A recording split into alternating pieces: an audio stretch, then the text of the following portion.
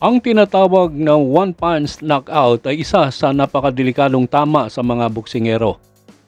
Nangangahulugan ito na maaaring magkaroon ng damage ang mga tinamaan dahil hindi na nila nagawa pang makabangon. Kung minsan ay sandaling nawawalan ng malay pagkatapos tamaan ng mga ganitong klasing suntok. 20 laban ang itatampok natin bilang one-punch knockout na sa tingin ko ay magandang panoorin mula sa mga laban noon hanggang ngayon. Umpisahan natin sa number 20. Narito ang mga di malilimutang one-punch knockout.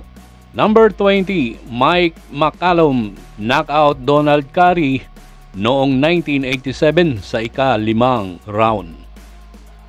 Makikitang sa round 5 ay nagpalitan ng mga suntok ang dalawa. Kalaunan biglang nagbitaw ng left hook si Mike McCallum na tumama sa panga ni Donald Curry na nagpatumba sa kanya. Bagamat nagpupumilit itong bumangon at nakatayo, inihinto na ito ng referee.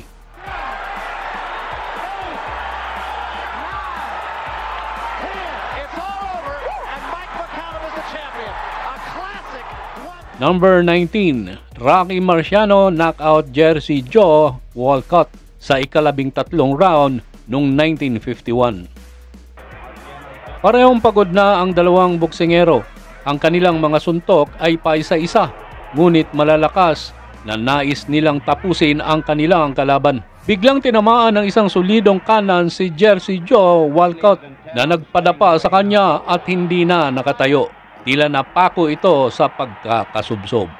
Number 18, Julian Jackson knockout Harold Graham sa ika-4 na round noong 1990. Isang malakas na right hook naman ang tila palakol ang humampas kay Harold Graham na parang punong kahoy na tinibag. Hindi na ito nakatayo at tila nawalan ng malay. Right hand. It's all over. He's out. Oh, would you believe it? Unbelievable. Number 17, Alexander Povetkin knockout Dillian White sa ika-5 round noong 2020. Sa round 4, 2 beses pinabagsak ni White si Povetkin at lamang siya ng puntos dito. He's been spot on from the opening bell, Dillian White. And we wondered how he's done to Povetkin after the close fight with Michael Hunt. Vladimir Klitschko had to get Povetkin down a few times, but couldn't get forward as he has done through his career. Oh, but a beautiful counter shot from Dillian for the second time. Didn't see it coming. He'll give it everything he can. Ngunit sa round 5, biglang nakapasok ang malakas na left uppercut na Alexander Povetkin na tumama sa panga ni Dillian White na dahilan ng kanyang pagbagsak at hindi na ito nakabangon pa. Number 16, Roy Jones Jr. knockout Glenn Kelly sa ika-7 round noong 2002. Unang bumagsak si Kelly sa round 6 nang tamaan ito sa sikmura, ngunit nakatayo ito at nagpatuloy ang laban hanggang sa matapos ang naturang round. Kelly's corner screaming at referee Max Parker Jr. that they thought the punch was low. I thought it was right on the... No, it was that low to Matt. That was a mistake. I thought it was illegal. Right on the belt line. Nang sumunod na round, ang round 7, dito na nga tila pinaglaruan ni Jones ang kalaban at inilagay pa ang dalawang kamao sa likod nito. Ngunit isang kanang suntok ang biglang pinakawalan ni Jones na hindi na malaya ni Kelly na tumapos sa laban nang patagilid itong bumagsak sa lona. Number 15, Gervonta Davis knockout Leo Santa Cruz sa ika-6 na round noong 2020. Hindi mo masasabing walang pag-asa itong si Santa Cruz sa kanilang laban ni Davis. Magaling din ito magpatama at nasasapol din si Davis sa kanyang mga jab. Ngunit isang kaliwang uppercut ang pinakawalan ni Davis na nagpatumba kay Santa Cruz na nakabaluktot ang kanang paa. Leo Santa Cruz did not see that uppercut coming and just took him out. But again, you got to give credit to Leo Santa Cruz. He did something that I was even, shocked, which was stand toe-to-toe against the bigger punch. Number 14, Bob Foster knockout Dick Tiger sa ika-4 na round noong 1968. Isang left hook naman ang tumapos kay Tiger na paupong bumagsak sa lona na humampas pa ang ulo nito sa sahig.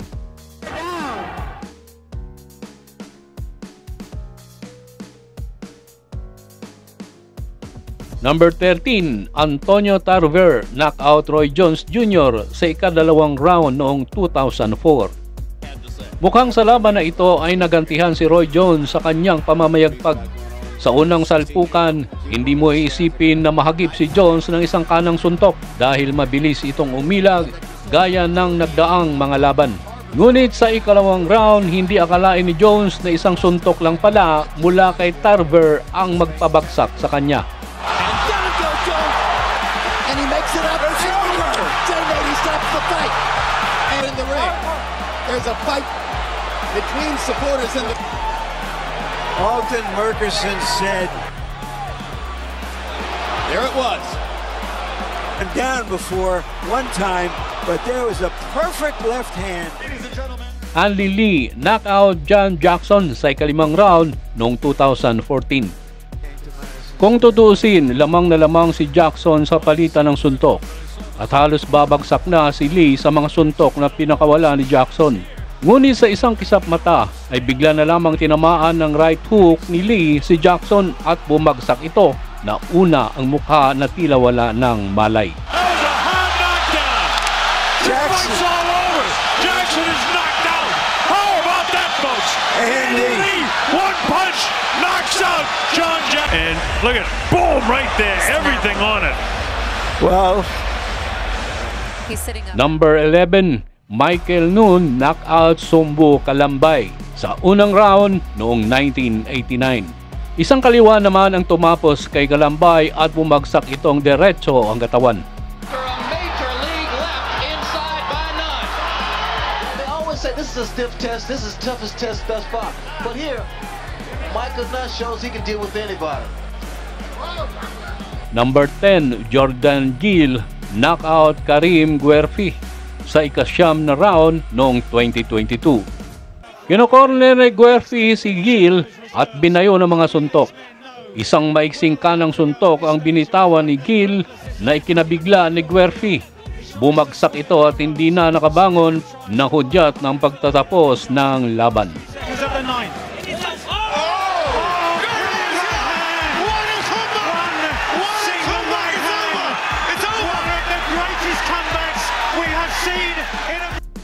Number 9, Wayne Alexander knockout Takalo sa round 2 noong 2004. Akalain mong sa laban na ito ay matatalo na si Alexander dahil tinamaan ito sa tiyan at napayuko ito.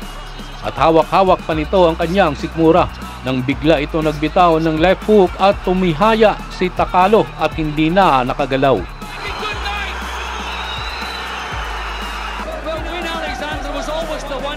Short distance that landed that he wanted to go to war, he wanted to take the initiative, he wanted to get in top early, tackle was cagey, but as I said, I think he's going to regret not taking the initiative a little bit more, but he was the one with the tighter defence, but not here. Look at this, bang on the chin, couldn't have landed on that more sweet spot, and that's all over. Number 8, Tyson knockout Spinks sa unang round noong 1988.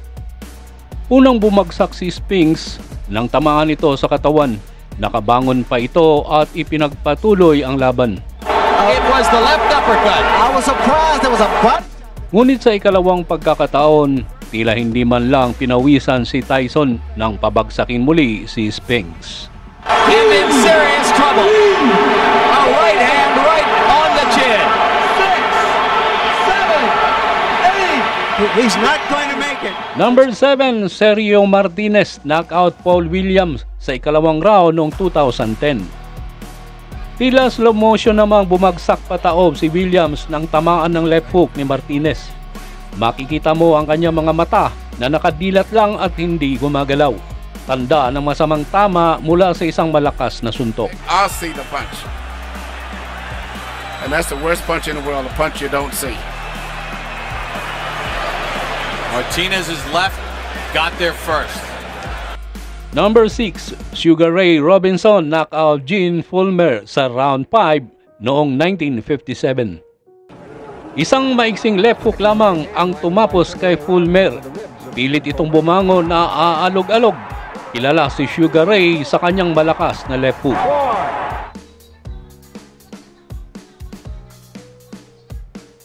Number 5, Derek Jefferson knockout Maurice Harris sa round 6 noong 1999. Halos kapos na si Jefferson at nais na lang itong makasurvive sa kanilang laban nang biglang tumama ang left hook kay Harris na tumalsik pa ang mouthpiece nito. Bagsak itong tumama pa ang ulo sa sahig.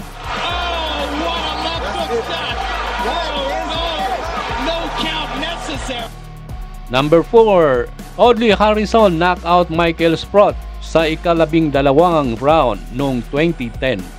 Isang kaliwang suntok naman ang nagpagulong kay Sprott na tumama pa sa lubid bago bumagsak sa lona. Number 3, Juan Manuel Marquez knockout Manny Pacquiao sa round 6 noong 2012.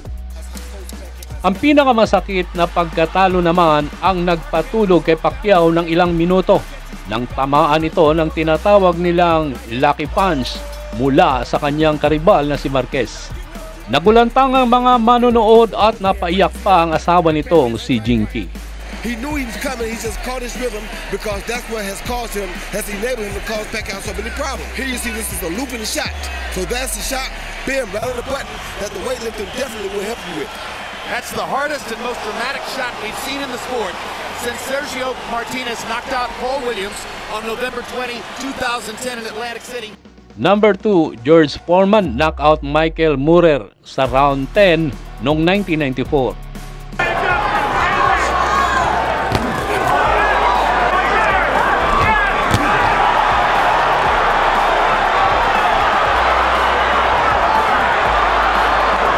Akalain mong lamang na lamang sa score itong si Moorer sa labang ito nang bigla na lang siyang tamaan ng isang suntok na kung titingnan mo ay hindi naman malakas pero nagpayanig sa kanya, dahilan upang bumagsak siya sa lona na hindi niya akalain.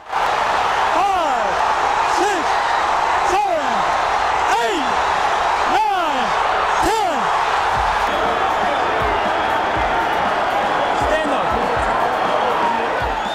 9, 10. Number 1, Jersey Joe Walcott knockout Lizard Charles sa round 7 noong 1951.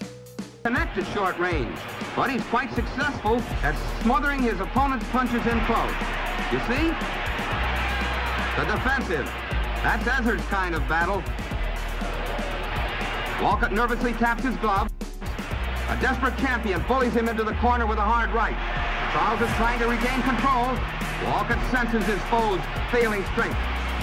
Isang left hook naman ang nagpadapa kay Charles sa lona at tila nawala ng malay sa laban na ito noong 1951. Yan ang ating napiling mga one-punch knockout at hanggang dito na lang muna tayo. Huwag kalimutang mag-subscribe at mag-like, pakipindot na rin ang notification bell para malaman ninyo ang mga bago nating video. Maraming salamat sa inyong patuloy na panunood.